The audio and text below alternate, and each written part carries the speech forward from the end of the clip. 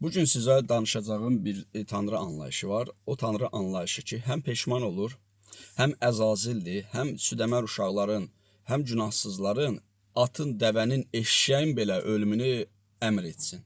Yəni bir tanrı düşün.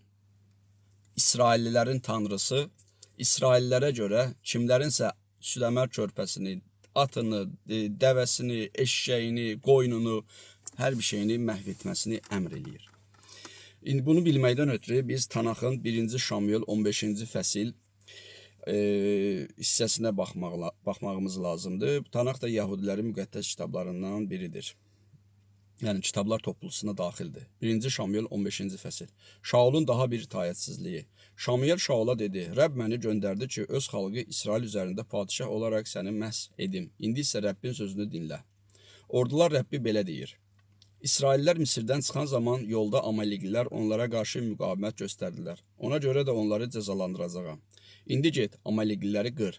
Hər şeylərini tamamilə darmadağın et və onlara heyfin gəlməsin. Kişidən qadına dək, yeniyetmədən südəmər körpəyə dək, öküzdən qoyuna dək, dəvədən eşşəyə dək hamısını qır.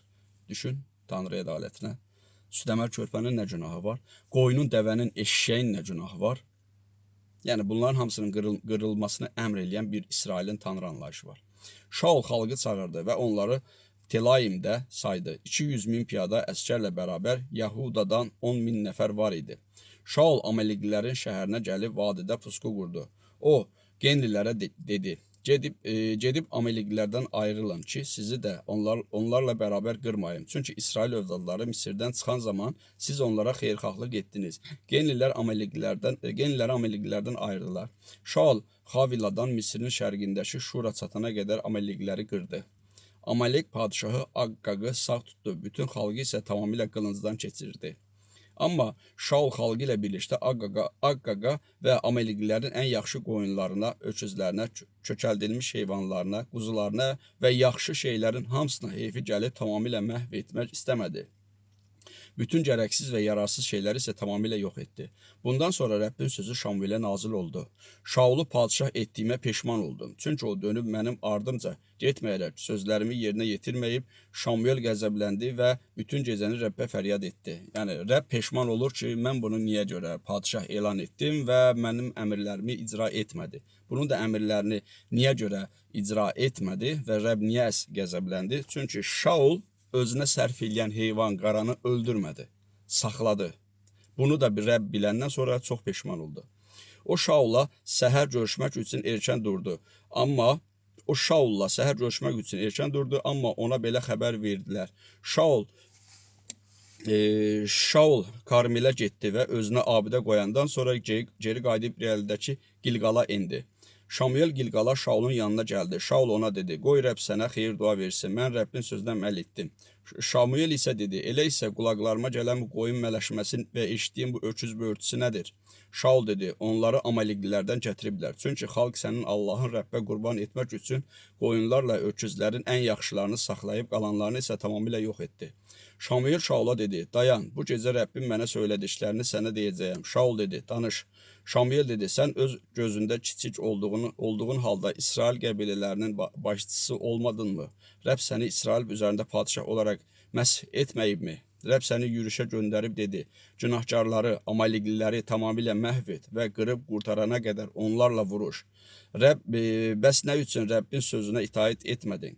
Qarətçilik edib talana girişdin və Rəbbin gözündə pis sayılan iş gördün. Şaul Şamuelə dedi: Mən Rəbbin sözünə itaət etdim. Rəbbin məni göndərdiyi yürüşə getdim. Amalek padişahı Aqqaqı bura gətirdim. Amalekliləri isə tamamilə məhv etdim. Lakin xalq talan malından qoyunları və öküzləri məhv edilməyə həsr olunanlardan ən yaxşısını götürdü ki, Gilqalda Allahın Rəbbə qurban versin. Şamuel isə dedi: Rəbb öz sözünə itaət edilməsindən xoşu gəldiyi qədər yandırma qurbanı və başqa qurbanlardan xoş gələrmi? Bax, itaət etmək qurbandan qulaq asmaq qocaların içpiyindən daha yaxşıdır. Çünki üsyankarçılıq falçılığa bərabər günahdır.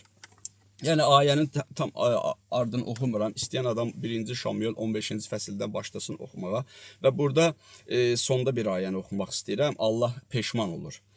Şamuel ölənə qədər daha Şaulu görmədi. Çünki Şaulun dərdini çəkirdi. Rəbb Şaulu İsrailin padşahı etdiyinə peşman olmuşdu. Yəni bunların bir peşman olan Rəbb anlayışları da var.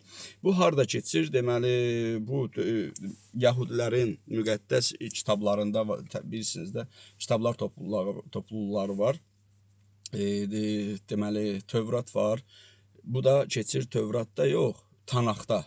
Təbii ki, Tövrat da, Tanak da bunların hamısı kitablarıdır, topluluqlardır. Tanak hissəsində keçir bu. 1-ci Şamuel 15-ci fəslini açıb baxıb oxuya bilərsiniz. Düşünün, bir tanrı anlayışı.